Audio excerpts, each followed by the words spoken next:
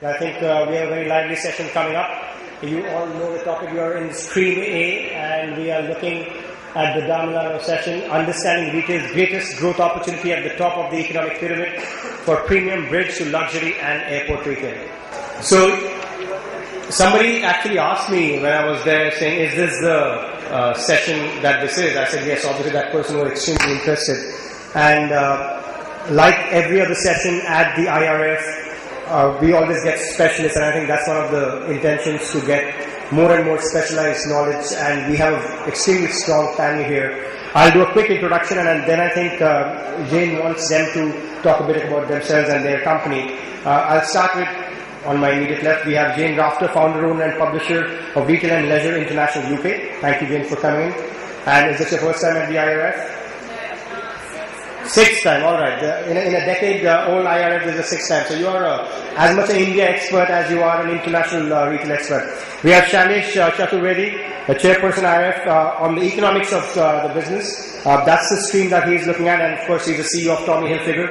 So he's there with us as well. Thank you so very much. We have Shirasat on the other end, Tarun Panwar, CEO of Indian Retail School and HOD Luxury and Retail Pearl Academy. We have Gil Mutone. Is that the right way to pronounce your name? If it is not, please pardon me. You are the country head of Lakshita India. We have Matthew Lefort, Trade Commissioner, Consulate of France. We have Pradeep Hirani, a very well-known name and a face in the Indian retail scene, chairman of Kimaya Luxury. Rahul Veera, we have the CEO of Gilly, and we have Manish Sanwal, MD of BFS. Well, you couldn't have escaped him if you're an international traveler in any of the Indian airports. I've got everybody covered. Jane, it's over to you. You have about an hour and 5 minutes in which you do the panel as well as open it up to the audience if and when you like.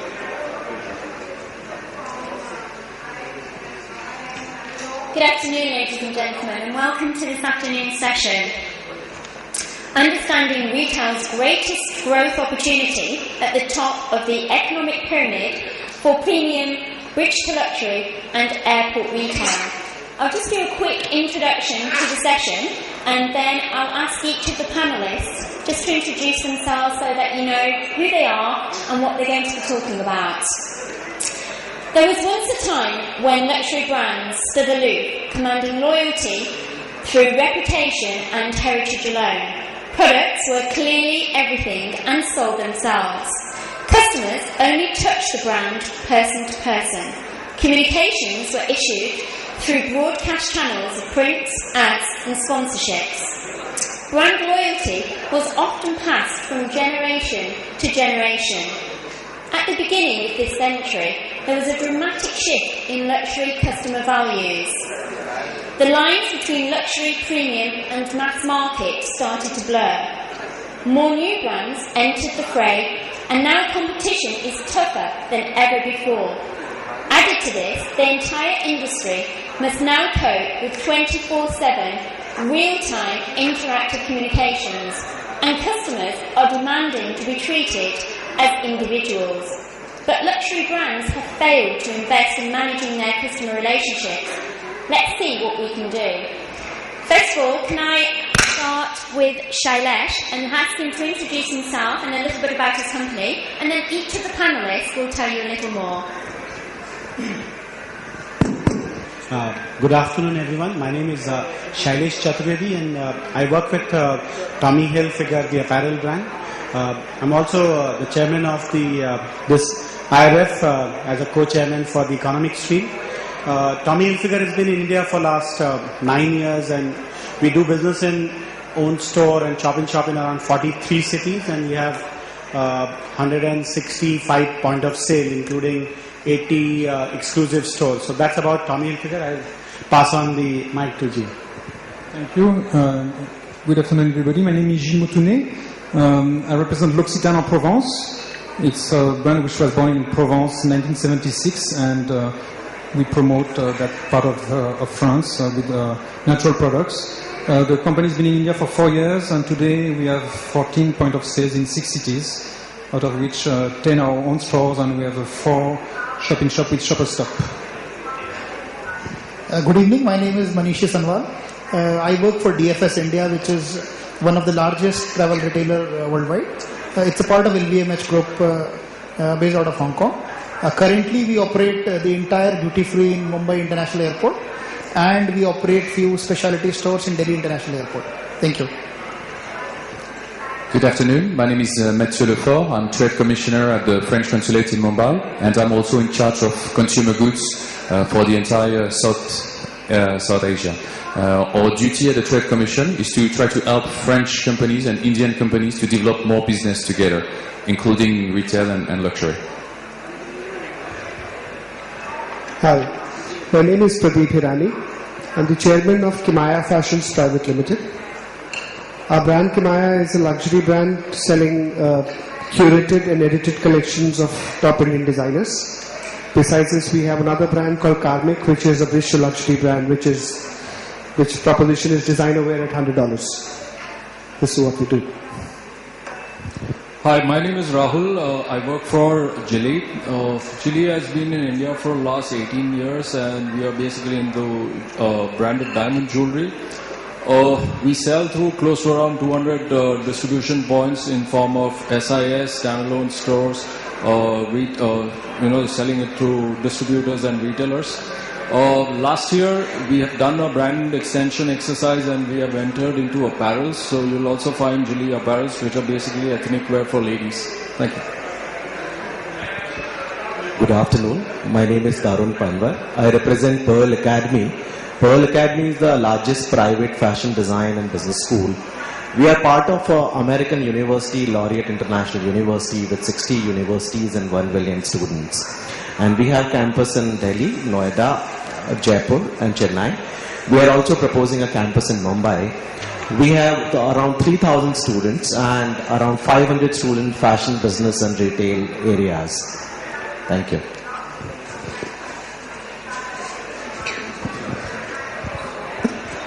Thank you, panelists. So, according to research by the Luxury Institute, fewer than 20% of luxury brands know the value of their customers, and fewer than 50% taught their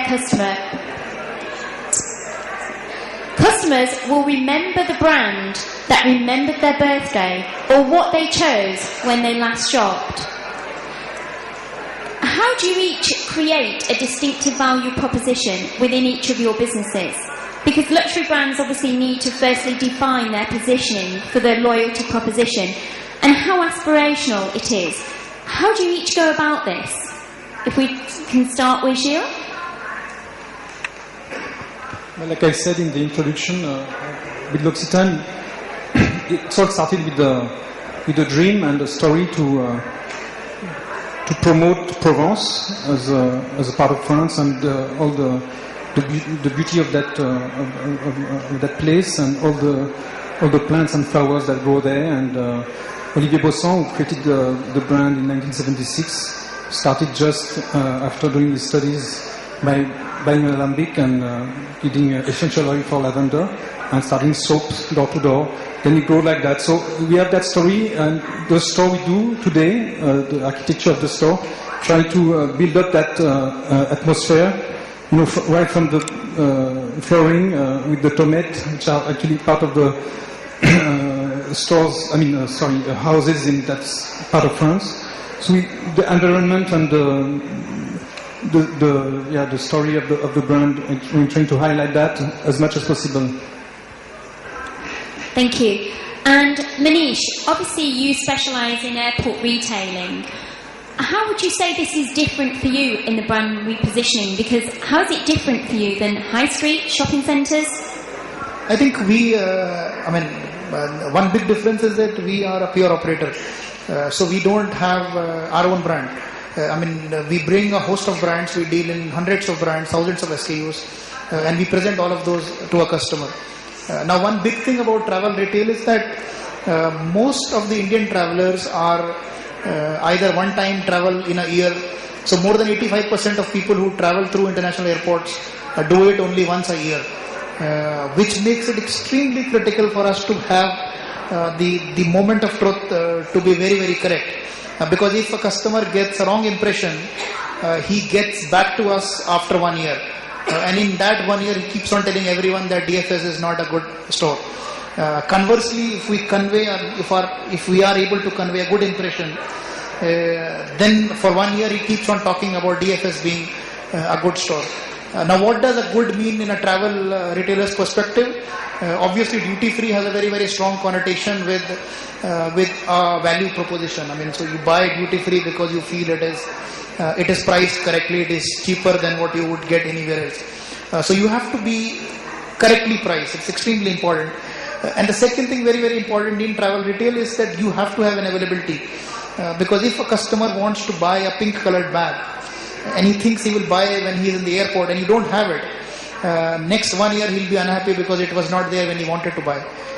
So two things which are extremely critical for us is A, to have the product, B, to price it correctly, and thirdly, the angle which I think we will discuss at some point of time when Tarun is doing our work on that perspective, is to get the right kind of people.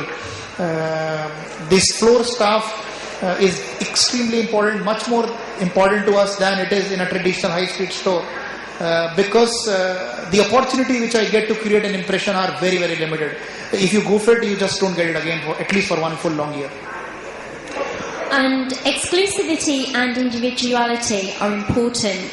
Pradeep, how do you do that within your brand? How do you get that across to your customers? How do you make that unique difference? Okay, one thing.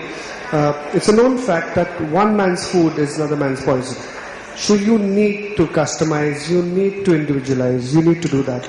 So if you look at the breadth of our collections, they differ from store to store. Even in the same city, two stores will not have the same merchandise. We'll have the merchandise which is more suited to that particular area. Airport stores have completely different merchandise, where you don't have to fuss, where you don't have to try clothes, where you don't have to, these are easy picks. So you need to work around it. And I think that is the name of the game.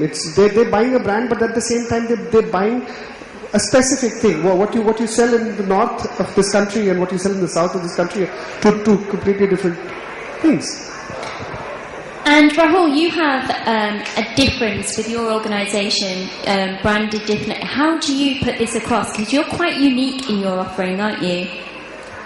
Well, we operate in a category which is 95% unorganized retail.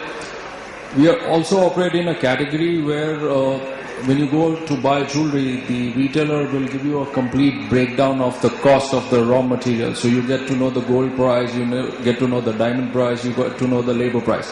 Now in that category, we are trying to sell a fixed price product, saying that this is the price of the piece. So what becomes very important for us at that point of time is that why would a consumer pay a premium on a particular product? Okay, so therefore it becomes necessary that yes, design, which is the product design, becomes important. Second is in terms of story behind the collections that we launch, customer service and the experience. So from that perspective, I think in a category which is 95% unorganized, trying to get consumers to pay premium for the design efforts that are going in creating the product, we need to create a combination of all this. No, that's great. And Shailesh, in Tommy Hilfiger, how do you create the unique bond between you and your customers and the relationship that will actually last? The whole philosophy here is that what we internally call like London, like New York. So a lot of our customers of Tommy Hilfiger are the customers who used to shop for Tommy Hilfiger in London and New York. So the closer we go to their shopping experience in these global centers, the happier the customer in India is. So we always say we need to do something which will be like New York, like London. So our store should look like that, the atmosphere inside, the furniture, the product merchandise should be imported like that, the pricing should be similar. Also the training of our staff and the treatment, the CRM program, the windows should look the same. So the whole emphasis on giving them what they see in New York and London, and we believe that our Indian consumers are quite happy that they don't have to then buy things abroad and then carry them all the way in the flights back to India. So the closer we get to that global experience, the happier the Indian consumers are. I want to ask a simple question to Matthew. Now, Matthew comes from France, and it's one of the top centers of premium and luxury industry. And the question to you would be that you've seen through your background in France, a lot of things succeed. Now you come to India. Now, there are things which you think which are successful in France could be brought to India, and also for them to be successful in India, what kind of changes, adaptation need to be done in India for them as well? Thank you, Shailesh. Actually, as Jane said earlier, when we are talking about luxury or premium brands, the most important thing is the DNA. You're selling more than a product, and just as you described, you're selling an experience, and your shop must be adapted, and L'Occitane is also a very good example. So the first challenge luxury brand, French luxury brand or premium luxury premium brand from France are facing is to adapt their DNA to the market without losing it. And that is the first difficulty, because you have to Indianize in a way. Some examples that has been seen recently, which were quite interesting, from Hermès developing saris and trying to adapt to the market, or Lacoste developing kurta. And we see a lot of brands. I will not cite any non-French brands, but a lot of brands are doing that. This is really important. The second important things to be careful about is the segmentation of your brand, because if you are a bridge brand in France, when you will arrive in India, you will be considered as a premium brand, and that can be a difficulty because the market is really price oriented, and you have to find fine tuning. And the last thing which you have also to adapt, I would say, is the distribution channels, because distribution is not that developed yet. We are lacking of retail space, and so in comparison with France, it's really rare to see high street shops and standalone shops here in India. We have to go to malls, we have to go to places like that, which unfortunately are not that developed. So this is the few challenge I see, is try to bring your own DNA, bring your own history, but of course adapting to the reality of the market. I want to ask a question to Tarun. Your training academy, Pearl, is being a supplier in a sense of people and knowledge skills to the industry. What do you think? How do you think your organization can help the growth of this segment in India? All right, thank you, Shailesh. I think we have been facing a very big challenge from the point of view of young talent. When we go to schools and colleges, it's very no student in 12th standard or in college has star in the eyes and he'll say that I'm going to work in retail. They would like to work engineer or a doctor or go into medicine. So the biggest challenge the institute like us is having regarding the recruitment, which we are silently doing, and which is in a way a lot of service to the industry.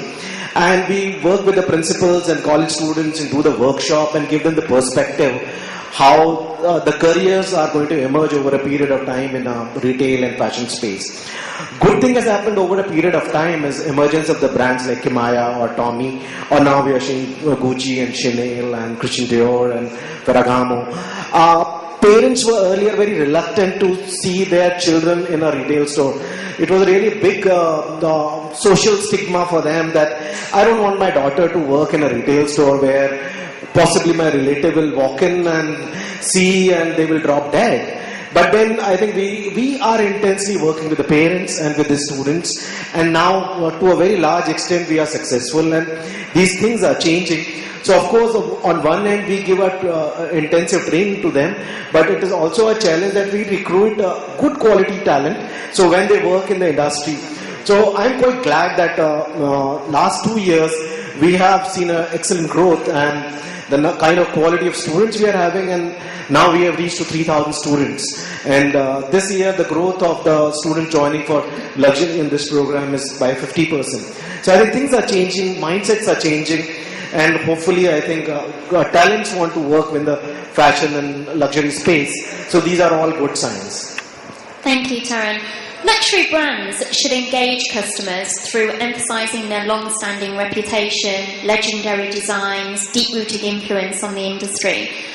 Pradeep, in your organisation, you have 3 brands, and obviously you do high street, shopping centre, and airport retailing.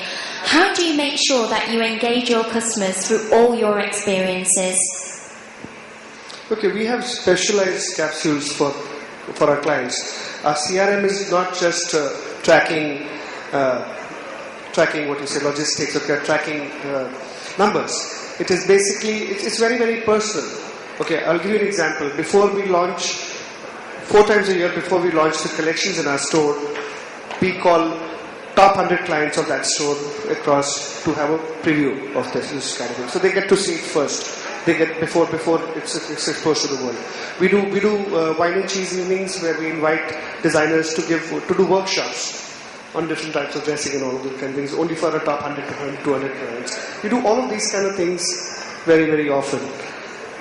We have fashion stylists who will not just sell, but who will give her a makeover, who will tell her what will look good on her and what she's doing is wrong. She needs to change accordingly. So we do all of these kind of things, and that's what we do. So very honestly, we don't sell a product.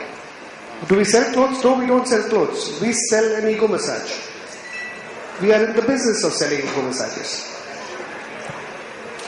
And Rahul, what about you? Because you have a unique on the jewellery side. How do you engage your customers? Because you have a philosophy tagline as when you go home after your trips, don't just hug them, gift them. How do you bring that? And obviously airport retailing is obviously important to you. Well, airport retail is very interesting. We actually opened our first store at Bombay Airport way back in 2008 when the Mumbai airport got modernized, and we were the early movers in getting the store there. One of the things that we saw, and obviously a lot of things get done in the boardroom, and you do your strategizing that airport the dwell time is less, so people are not going to be spending too much time in the store, so we need to keep ticket size smaller. And that's how we started doing our stores. Merchandising was done in that fashion. What we realized that over a period of time, with the limits on the credit cards going up for individuals, the spend at our store started also increasing. So from an average selling price of 30,000 rupees in the earlier was 20,000, now it's gone up to 70,000-80,000 rupees per transaction in our store. So we've seen that happening. In terms of airport retail, one other thing is that we played on the emotion, because jewelry is also a lot to do with emotions. Okay, so we started playing on the emotions of men especially, because you are traveling, there's too much of back and forth that you do, so we put up these interesting taglines at our store that when you get home, don't just hug her, gift her. So, that's how we started playing on the guilt of the men that, buy jewelry. So that's how it has worked for us. And in fact, in a lot of our stores, you will see that these kind of interesting taglines are there on our display trays or in our displays over there. So we want men to feel guilty. So the burning question, obviously, is what are the growth opportunities for India and for the retail? Would you like to start? Thank you. India is a country of opportunity. You had to say that. Now we've seen lots of things happening. I've been in the country for 10 years and the number of malls have increased a lot, and so there's lots of quality retail that has really happened. Now the next thing is not the e-commerce as well is really picking up. Everybody's talking, I think, at least over the last 1 year, I think everybody's into e-commerce. We have lots of new ventures. In the paper, it's Flipkart is being talked about every single day almost, so all these things are happening, and I think in the years to come, what's going to be interesting is the proportion of the e-commerce coming up. Retail will still grow because there's still many projects coming up, and the growth is there and the population is there, so the retail is going to grow substantially as well. L'Occitane is very cautious in terms of selecting the places where we open. You've taken your strategy and expansion strategy slow, haven't you? To make sure that you've got it right and chosen the right location. those are one of the most important things, aren't they? To make sure that you're ideally in the right space, in the right location, so that we can see you. We want to be at the best spot. We prefer to be at the right place than not being there. That's the call we take from the brand perspective. And sometimes it's tough because sometimes you get an opportunity to go and you just have to cry and wait for next to come. So actually it's difficult for me to budget. When I see how many stores will open next year, it's a bit of a question mark. But like I was telling Pradeep, I just got an opportunity which was not planned to enter UBCT by December, and just a question of opportunity, meeting the right person at the right time, and I think it's going to be great for the brand, and especially for the Bangalore market, which is pretty promising for us. Excellent. And what about you, Shailesh? What about growth opportunities for you in Tommy Hilfiger throughout India? Yeah. I've written on some of the points. So I see one trend that emerging is Indianize and customize. So for example, look at Indian festivals. So we have the biggest festival called Diwali, the festival of lights. Now it's not necessarily in the calendar of any international brand from, let's say, window point of view. So we need to probably, customize the Indian requirements and okay, we need a separate window for celebrating the Diwali festival, which is the biggest festival. I've also seen, let's say, Canali, an Italian suit brand, and they do a bigger range of Band Gala, the Guru collar, the Nehru collar suits. That's again Indianizing. Or we have a very big festival, especially in North, called Rakhi, which is a festival between the brother and the sister, and where the brother gives something, let's say a nice handbag to sister, and sister gives a nice, let's say, watch to the brother. Now, these kind of festivals, which are very big from a business point of view in India, may not fit into an international brand's marketing calendar. So we need to, as we move forward, I think there's an opportunity to Indianize some of these offerings, whether it's a window or a communication or the range of products, so that these sales can go up. So that's one part of it. Second part is, I feel, is customization is a very big sort of driver of luxury. People want to feel unique. While a lot of people today have money, but everybody wants to feel I'm a little different and I'm unique. So whether it's made to measure offering or it's a monogramming or a customizing, I think those kind of things are going to gain ground as the premium and the luxury segment goes up. There are some, second point is on the distribution side, whether it's the airport people have mentioned, and I think there is a lot to people going to discuss e-commerce. I'll hold my comment on that. But I see that we are in 43 cities in India right now, and we started 6 years back, we had only 5 stores. Now we have 160 plus stores in 5 years' time. So we've seen traction in the smaller cities in India, and it's not just the Bombay, Delhi, Bangalore. The top 8 cities are still quite important, and they will remain important. But the smaller cities are surprising, and the rich of smaller cities in India have the same aspiration. As long as you can execute it well and you give them the same offer without compromising from what is available in not just in Bombay, Delhi, but also what's available in London and New York, then those consumers are coming to buy. Lastly, my point is the government regulation change. So let's say some brand was not coming to India because internationally they don't dilute their equity and they always come 100%. Let's say IKEA, I heard, I don't know anything, but I read in the newspaper that they prefer to come on their own. So when government allowed FDI policy, it's a retailer, not necessarily luxury retailer, but quite a respected and loved retailer. And once the government regulation changed, we see that opportunities open up and a lot of retailers would come to India, and I think the segment will grow because then Indian rich consumers will have more choice of brands and retail formats. So just to sort of summarize my point, I think Indianization, customization, different forms of distribution, whether it's e-commerce or airport retailing or smaller cities. And third thing is, as the government regulations change, whether it's FDI and tomorrow some other regulation change, I think it will all throw up a lot of opportunities for growth for this segment. Thank you, Shailesh. And Manish, what about the growth opportunities in the airport? Because we've talked about, obviously, international, but what about the domestic market as well? I think international does talk about, most of the media stories that you read are essentially about international more because the predominant category is liquor. What gets missed out and doesn't get talked is the fabulous opportunities exist in the domestic part of travel retail. So these new airports came up about 3 years back. I personally believe there is a very huge opportunity which is largely untapped, and that is coming out of more than one axis. One is largely because India infrastructurally shopping is a difficult experience, because reaching a mall, getting a parking are all tedious works. But almost all of us who are business travelers do cross airports and do spend a lot of our time doing nothing out there. Yes, one downside of airport retail is that it is predominantly a men's space. Unless the category is like Gitanjali, which is a giftable item. It's predominantly a men's space. But if you stay within that, there is a huge opportunity. The second thing which is happening currently is that a lot of new airports are being built. So the new Mumbai airport, which would get commissioned, I think, by end of this year or sometimes around that, would have a retail space which is 4 times of what we have today. So the floor plate is multiplying. Chennai and Calcutta airports, new airport terminals are being built, which are now being privatized.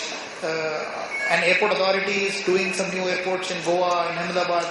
So in a lot of cities, new international modern airports, which have got very good quality infrastructure, very good retail ambience. As of now, the high-end luxury business brands are not going in there. Few people who have gone in are enjoying the success, feeling very happy, and probably not talking about it so that we don't invite competition. But it is a fairly interesting space, and I see real luxury business happening out of good international airports like Mumbai and Delhi. Definitely it will happen over the next 3 years. I see genuinely French brands or the true luxury business happening out there. That's great, thank you. And what about you, Pradeep?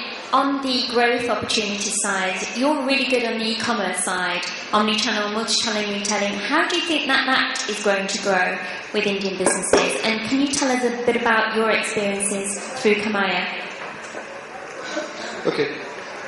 1 year back, we created a vertical in our company which is only looking after e-commerce. The number of people in that outstrips the people in our other 2 divisions. That shows our seriousness for this. I personally feel that the net is extremely compelling. After 5 years, if you have to sneeze, you'll have to go on the net. Okay? It's going to be that. So, if you talk about where do I see retail going after 5 years, I think after 5 years, we'll stop making brick and mortar stores. We will only make brick and mortar experience zones.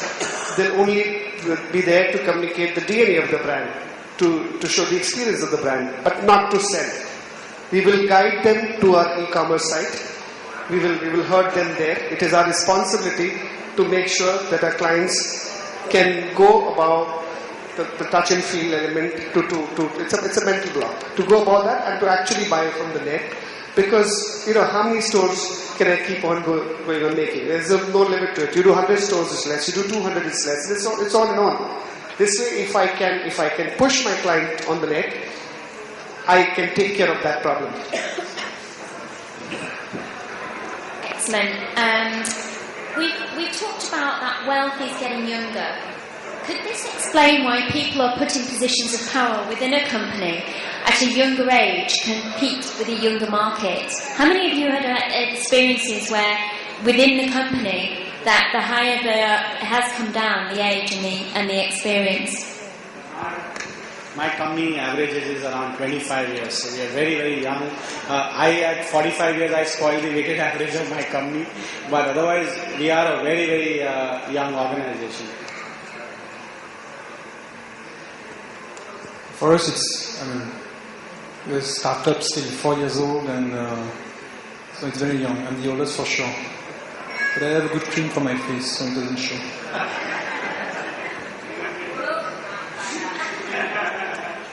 I think, I'll give a reference to my, DFS is a part of LVMH Group. And 2 years back, I was managing Tag Heuer business. And out there, it was clearly visible. So, in my previous role, it was clearly visible that the way advertising is changing, the way marketing is changing, unless you have people who understand the newer modules, despite I being relatively younger, still won't understand it. So there are these center of excellence, there are these, especially on the web or on social networking platforms. Clearly there are avenues which you don't understand. They happened when you were out of your school and you don't understand them. So from that perspective, yes, it is extremely important, not only purely because the customer is changing, also because the ways and means to reach that customer is changing, that you require a younger leadership.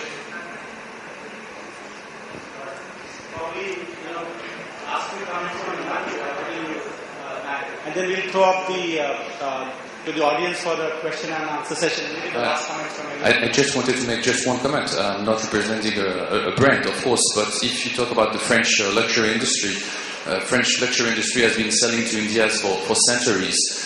We used to provide special orders to Maharajas.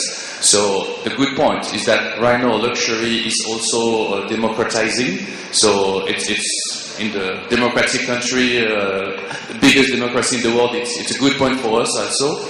And the two biggest opportunities for us is that, as you rightly mentioned, is that we are now tackling the third tier and even smaller cities.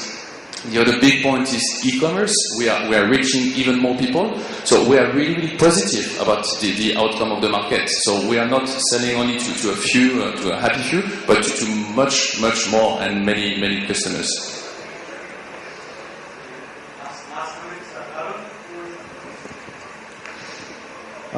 I think we are quite excited, but then students are, I'll just take it from the college point of view and students' point of view. I think my request to the companies is that I think the clear growth path and opportunities for the fresh and young talent has to be very defined, well defined.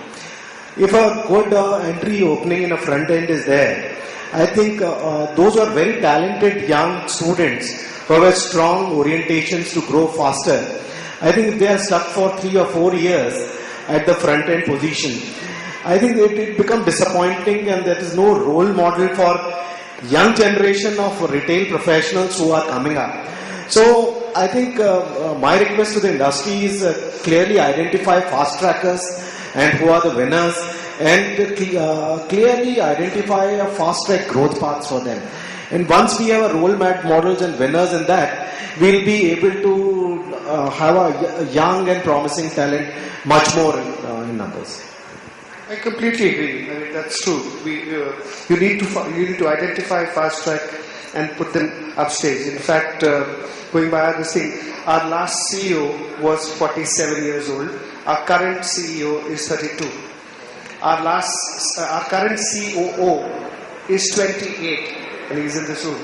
So yes, by this standard, I should be retired and I should get my pension. That's amazing. Are there any questions that the audience would like to let? There's a gentleman over there on the right. Can you stand up, sir, so that they can see you? If you could just say your name and company. Yeah. My name is Anik Banerjee. I work in the fragrance industry, and my question is a very basic one. And I have two questions actually. Number one is how do you define what is the difference between bridge to luxury and luxury?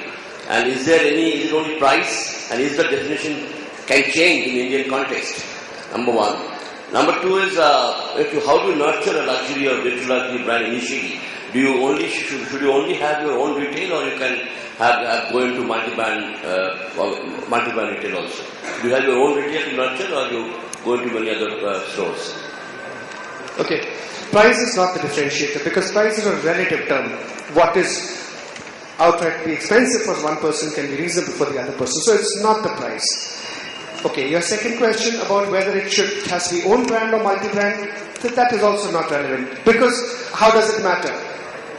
The person is buying a brand, you give them 10 brands to choose from, better, because you're making him choose instead of just focusing on one brand and pushing it down his throat. So yes, it could be multi-brand. Price is not the denominator. What is the denominator is that it should not be elusive and exclusive. So it can be mass, not really mass, but it has to be higher than the pricing should be higher than the basic mass. At least 30 to 50% higher than the basic mass. ask, what is the difference between bridge to luxury and luxury? Is there any... Luxury is elusive. Luxury is elusive. Bridge to luxury is not. Let's look at it in another way. Let's say somebody is buying a pair of jeans which is, let's say, of a certain quality made in India brand, let's say. Then you look at probably the most exclusive pair of jeans made anywhere in the world. Let's say in West Coast of America where all the cool brands of jeans come in. Let's take these two as the two extremes. So that's our neighborhood sort of brand available there. And then one is the most exclusive West Coast America kind of a denim brand. Now, what happens is as the economy and the consumers grow, they will eventually start from the basics, and then like Maslow's hierarchy, the higher level needs. So you will move from the basic jeans to the, let's say, West Coast America jeans. But that transition doesn't happen overnight. So it happens gradually. So there has to be a bridge which sort of takes you from this point A, which is neighborhood jeans brand, to, let's say, West Coast denim brand. Now, so you need to gradually move from the current brands to slightly higher brands to higher brands. So in a way, those brands become a bridge from point A to point B. That's what actually typically is the role of a bridge to luxury brand. That what in the transition of or upgradation of the consumers from basic needs to a very, very higher level, more evolved, very exclusive, unique, expensive, best in the world kind of need. These brands bridge the gap. And that's how they come into a bridge to brand. So you want, let's say, I'm just quoting some brand name. And Armani, suppose if you see as a suit is a very, very, higher end, without getting into too many details, that's one end. And then you have your neighborhood sort of tailor shops or Indian brands in the past were the suit. In between, there will be brands, if something is at 15,000 rupees, another one is 1 lakh rupees, they will come at 20,000, 25,000, 30,000. So they bridge the gap. And that's why they are known as a bridge to luxury brand or bridge, brand. So that they bridge the gap and then they actually help the consumer to upgrade slowly and then move to a higher price point.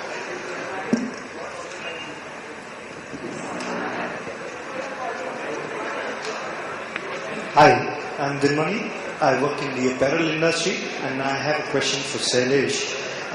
Your experience with the cities other than the 8 cities, especially with regards to bridge to luxury or a luxury product, also in terms of whether the sizing of shops and others are different and your general experience.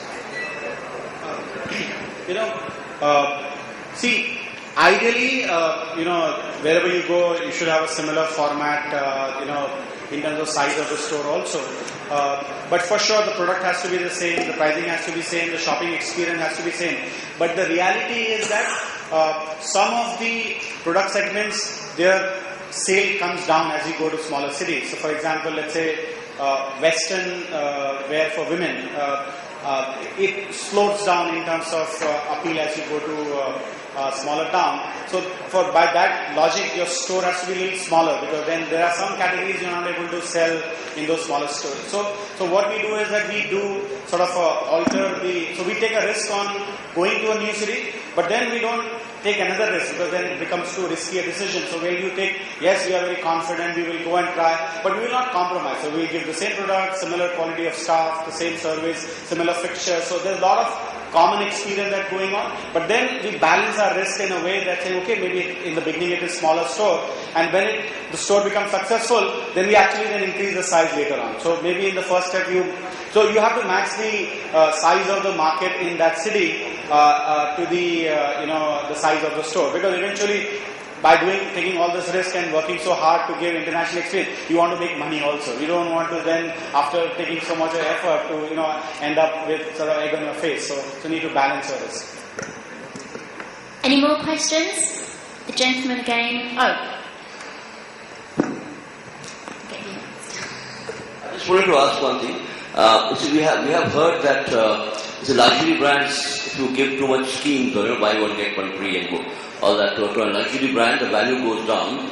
That was what we had thought, but now I'm finding that a lot of brands are giving extensive discounts, certain parts. So I want to know what is the experience abroad, where do brands abroad in France, or do they also give discounts on a luxury brand, and do they think the value will go down if we give a lot of discounts? I think it's a very calibrated exercise. So there could not be a single solution. I mean, there are brands which give discounts. There are brands also which, like Louis Vuitton, which is a group brand, which just doesn't give discounts. I mean, they are happy to burn whatever is left, or I don't know what they do. But I think the true solution is like most of the answers, there has to be a very, very extremely calibrated approach. Eventually, you have inventory which you have to get rid of. From a commercial perspective, you have to do it. Different people apply different methods. I think most of it probably first try to sell it within their employees. Then they try to sell within the friends and families of their employees. Then they try to sell it in a certain store or in a certain corner of a country.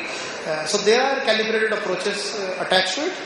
Almost everyone is sensitive when it comes to a new market like India, because the brand is being established at this point of time. So you are extremely sensitive on how you do it when it is a new market. But in a developed market like America, you can probably, you would find different models being used by different retailers.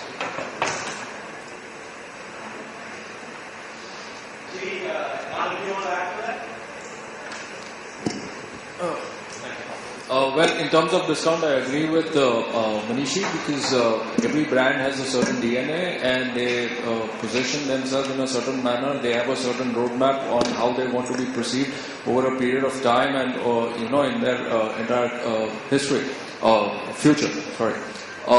Keeping that in mind, obviously it is important that it is not necessary that everybody has to give 1 + 1 free. There are ways in which it is done. For example, in Jilly, we used to do what we call as the pink tag sale. Now there were certain items which would be put on offer. Now the entire line is not on offer, but it is called the pink tag sale. So we used to never, announce it like a 30% off and all that. Though right now we have started doing it. That's a different story because of the current economic environment. But yes, we took a call at that point of time. Current economic environment pushes us to do something else. Okay. However, having said that, we ensure that the certain core DNA of the brand doesn't get, destabilized in this manner. Yeah. Thank you. And there was a question from the lady here in the middle.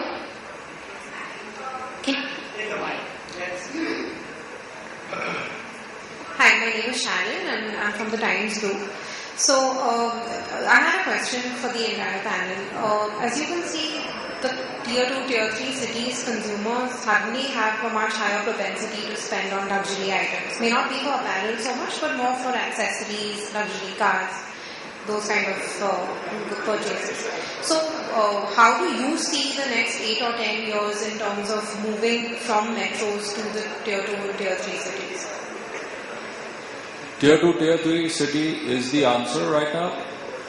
We have been expanding in last 3 years in tier 2, tier 3 cities. In fact, it actually started in 2008, and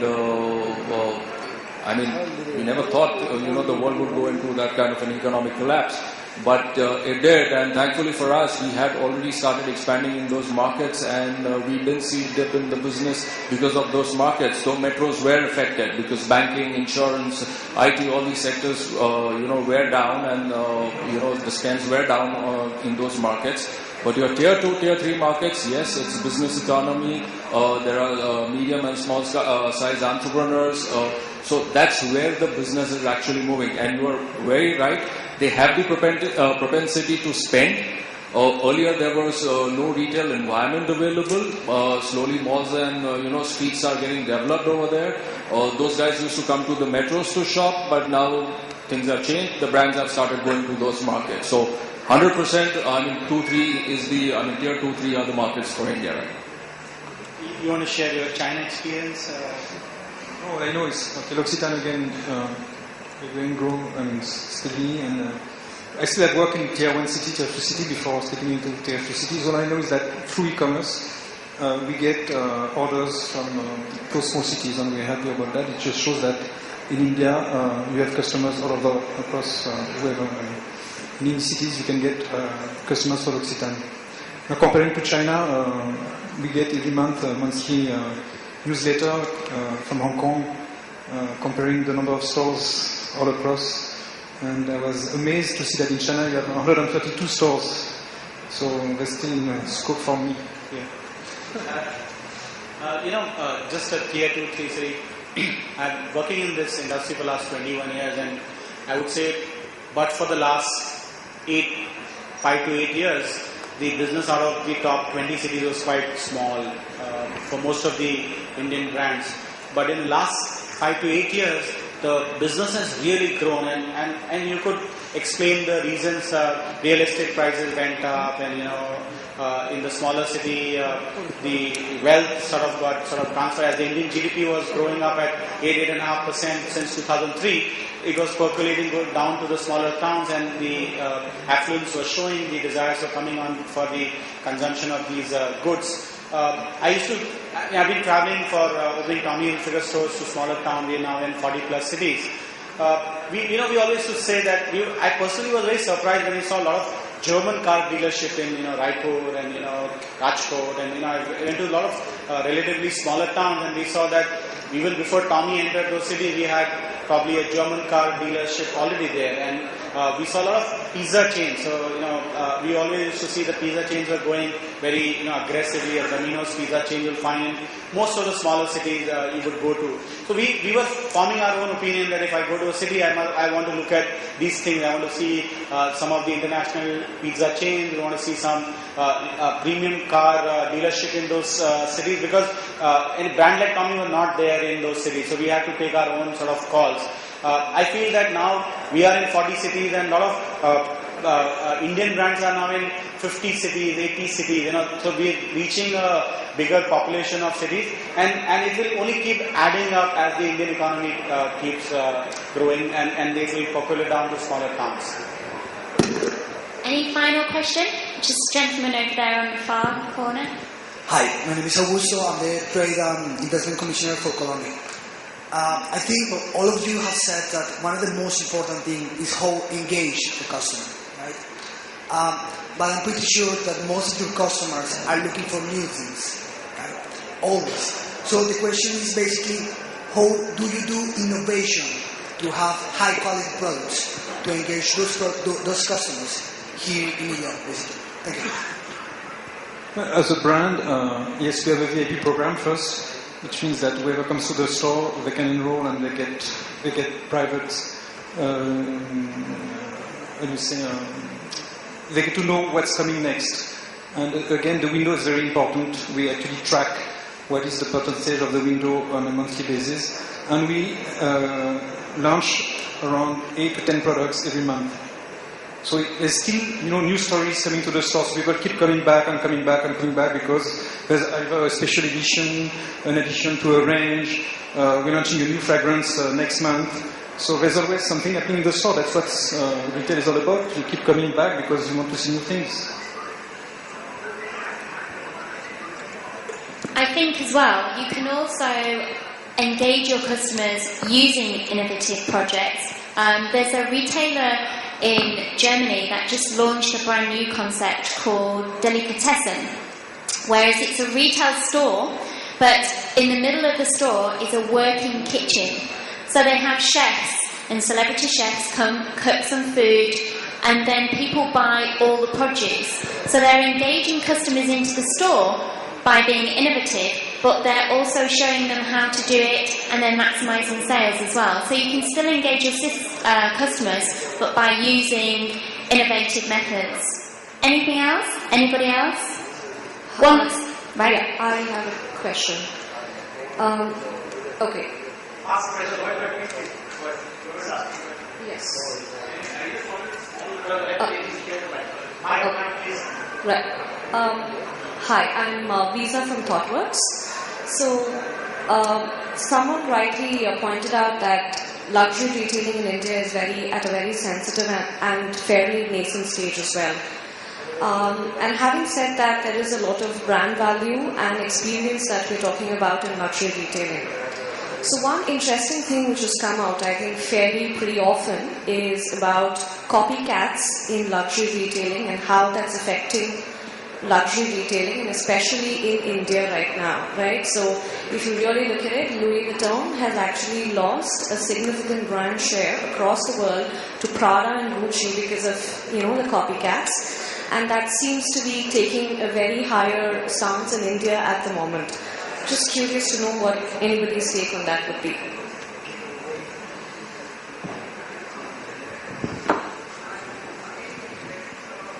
I can take it and I'll answer more from LVMH Group's perspective, which is the parent company of DFS. I think it's an IP theft. Companies do take it extremely seriously. But the only way and the best way to go after it is to look at the source from where it is emanating.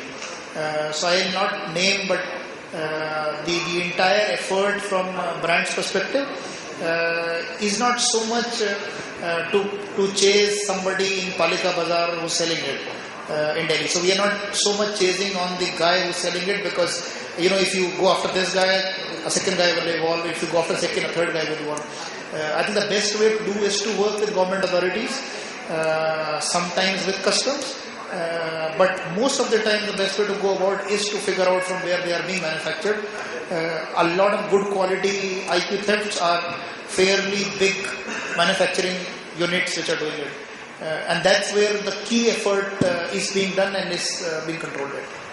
Thank you. Just before we wrap up, there's a lady there that wanted to ask a question.